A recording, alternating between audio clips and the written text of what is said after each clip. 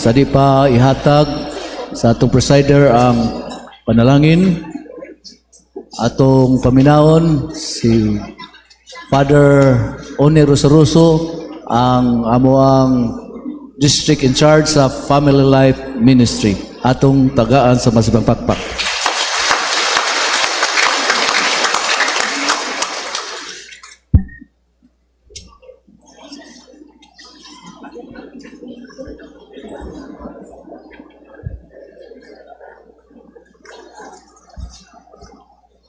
Akong yukbo sa atong Auxiliary Bishop Emeritus sa Sugbo, Bishop Boy Taklan, sa atong usa sa mga Vicar Generals sa Archdiocese of Cebu, Monsignor Ray Pinagunda,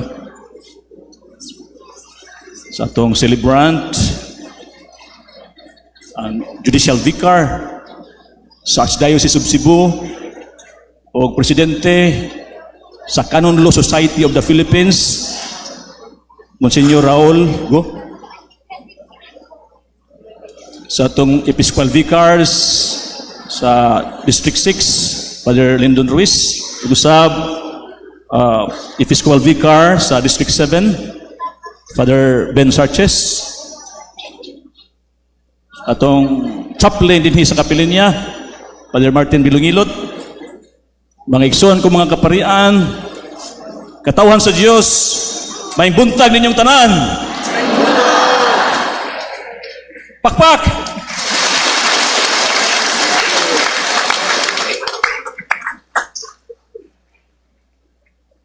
Mga igsoon, si Venerable Lucia dos Santos, usa sa mga visionary sa Fatima, nga nahimong usa ka madre nga Carmelita, misulat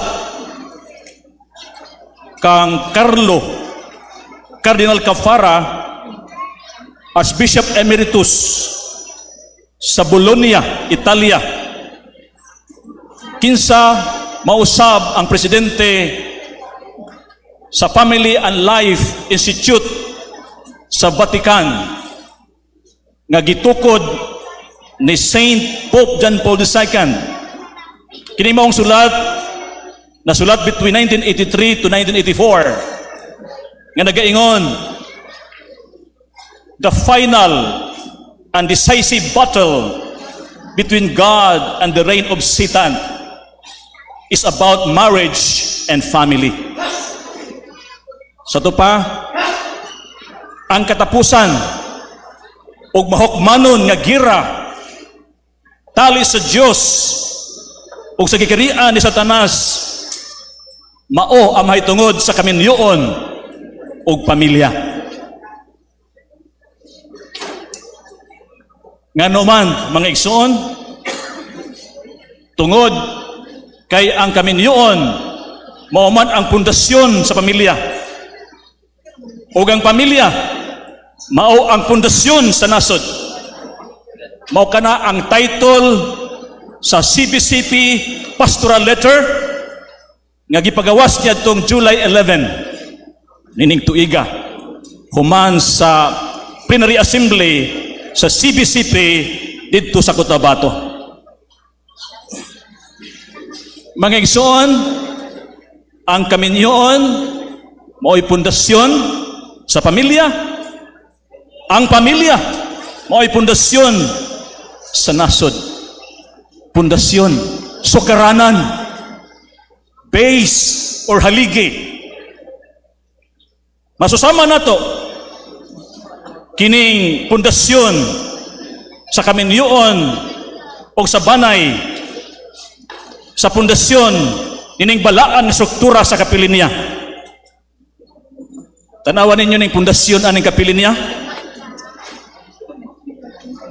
Kung ang pundasyon usukaranan o base o haligi nining struktura huyang o haguka, o pasilong ka mo din tanawan ninyo ng mga haligi. Kung huyang pa ka na o haguka, mo pasilong ka ta din Amen? Apan sanglit nakita na to ang pundasyon ligon kayo, tanaw na mga haligi. Kampante ka ita, kumpiyansa ka ita. No? Conducive sa prayer. Ingon usab ni ini mga igsuon ang kaminyoon o ang banay. Pundasyon. Munang ang yawa, kay mao man ang kinaya sa yawa ang paguba. Kay siya, Diablo, Beelzebul, Diabolos sa Grigo, the one who throws across, the one who divides, mao na nagkupuon yun niya. Iyang anayon ang pundasyon. Aron maguba ang banay, maguba ang kasilinganan, maguba ang katilingban, maguba ang nasod, maguba ang tibok kalibutan. Sakto yung kaining gisulat ni Venerable Lucia dos Santos na tuwang Cardinal Cafara. Mga igsuon, ang Ginoo sa Mateo City, Kapitulo 24, verse 27, ningon siya, ang tao nga nagpatalinghog sa akong pulong o bansay niini, sama sa usa ka maalamon nga tao nga nagtukod siyang balay, ibabaw sa bato. Pag-abot sa dako kaayo, sa baod, no? O sa tubig nga nagkanaas, o pagkusukuso sa hangin, wa ni siya matumpag, kay nakasukad man sa sukaranan nga mao ang bato. Apan ang tao nga nagpatilinghog sa akong pulong apan wala magbansay niini, sama sa usa ka tao nga buang-buang nga nagtukod siyang balay, ibabaw sa balas, og miabot ang baha, og mikuso-kuso ang hangin, og gibanlas og nagtumpag ang maong balay, kay nakasukad lamang sa mahuyang ug haguka nga pundasyon. Mga igsoon, mao kini ang hinungdan ngano nga ang Commission on Family and Life sa Archdiocese of Cebu makusganon yun kaayo nga atong bansayon ang bag-o nga pamaagi aron sa paglig-on sa tagsatag sa kabanay, aron paglig-on sa kaminyoon. Sa una, ang gihimo sa Family and Life Apostolate, mauragid ang pre-kana, pipila lang ka oras. Unya, kaslon, wala na. No? Kada bitang, mas may pa ng mulukat ka driver's license, kay napay, examination. No? Unya, ang kaminyoon ba ya, lifetime commitment, di ba? Lifetime commitment. Ang driver's license, mo expire man na, niya maguba pag sakyanan. Muna nga karon mga igsoon, ang Commission on Family and Life, particularly ang atong Family and Life Ministry sa Parnod District, ni patikuso gayon, nining bagong menu, bagong programa para sa pagkalig-on sa kaminyoon ug banay. Una, aduna kita pastoral accompaniment, synodality, from birth to death, from womb to tomb. Muna nga karon atong programa sa Family and Life, adunay remote preparation, adunay proximate preparation, adunay immediate preparation sa kasal, and after the wedding, doon na kita post-kena activities. Inspire kini ni Saint Pope John Paul II. Mga igsoon, we have to invest in the formation of family. We have to focus on the family. Atong tutukan ang pundasyon, mga igsoon, tinuod, very challenging, no? Mahagiton siya, gastuso siya, pero I will tell you, my dear brothers and sisters, with 100% certainty, kung maumol na to ang magtiayon, kung maalimahan na to, ma-empower na to ang couple. Matod pa sa Second Vatican Council, Ang ginikanan mao ang unang magtutudlo sa ilang mga anak. Ang ginikanan mao ang unang mga katikista sa ilang mga anak. Kung ato sila maomol, mga igsoon, dili na nila ipasa ang ilang kaakuhan, ang ilahang responsibilidad ngadto sa mga katikista, ngadto sa mga magtutudlo. Sila mismo, umingon ko, kung buhaton ni mga igsoon, 100%, no?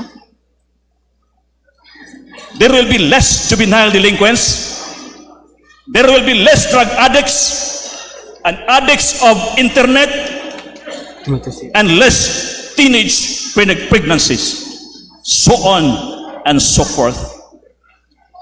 Mga igsoon, gipinumduman kita karon sa model sa simbahan nga gi-espouse bisan pa sa mga early fathers of the church nga ang pamilya mao ang domestic church, ang pamilya mao ang eklesya domestika, nga ang amahan mao'y parish priest, ang inahan mao'y assistant, ang mga anak parishioners. Mga igsoon, the communal institution nga gibuhat nga gihimo sa Ginoo primero sa unang yod suma sa Genesis mao ang kaminyoon og pamilya.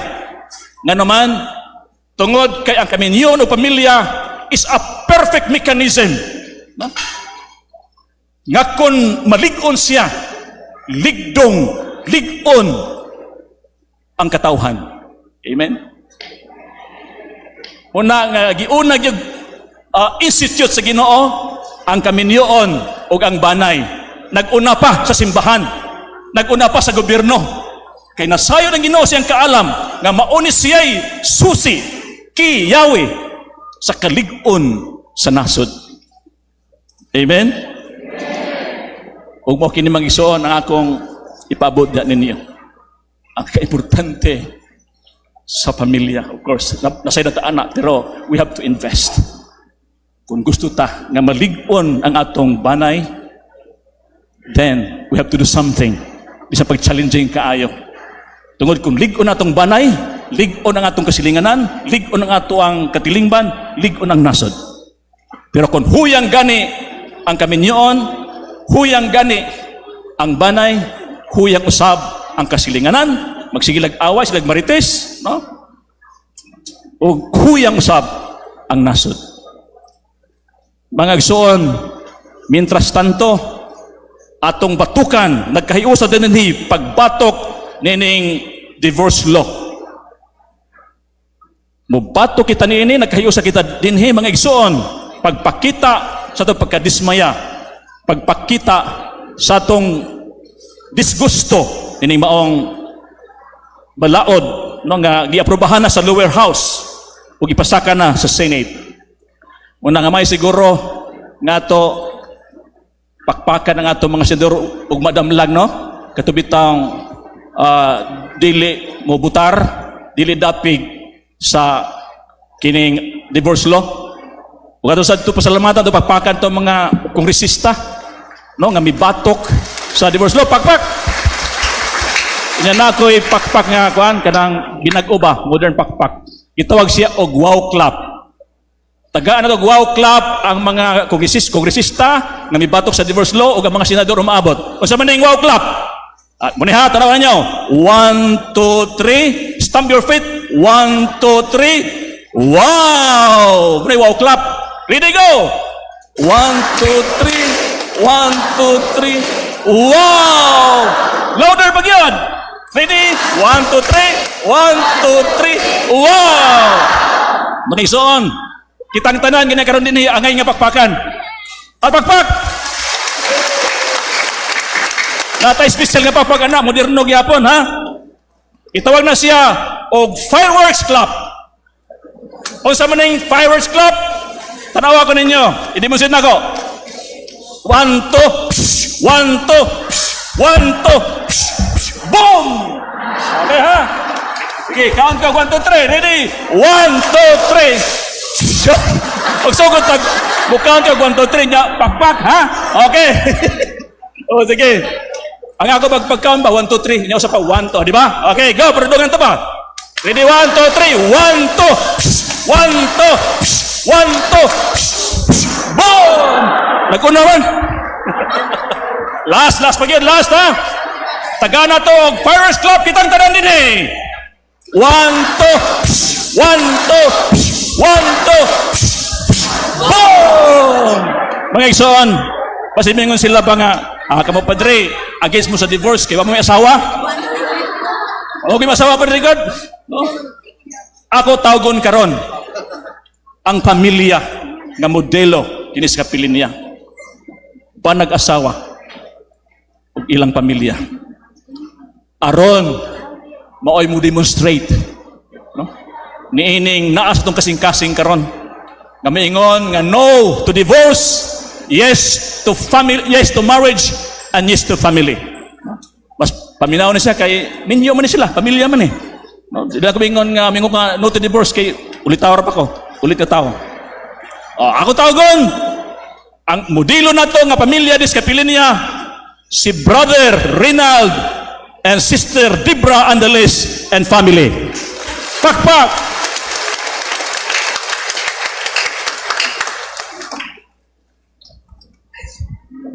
Salamat, Father Oni. Ave Maria.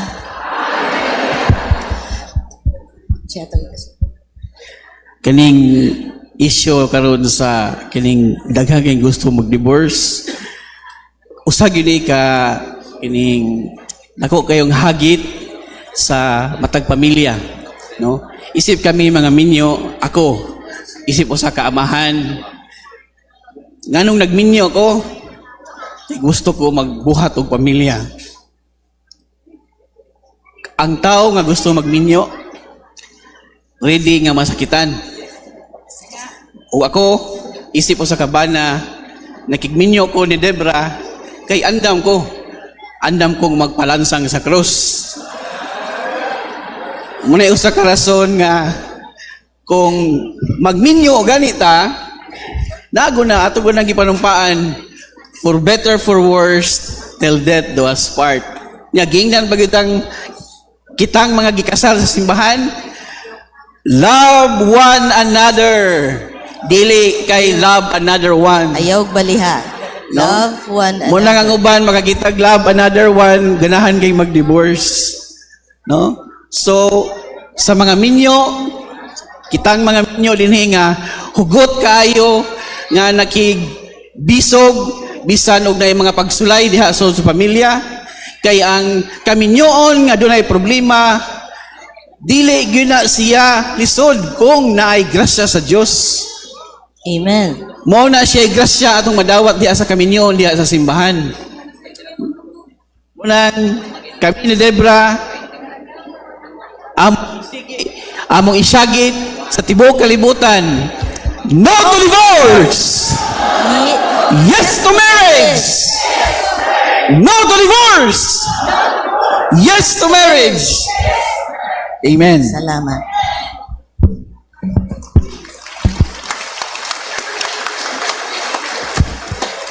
Si Debra o si Rinald Andales, nagsaulog sila sa ika-25 kasumaran sa ilang kaminyoon.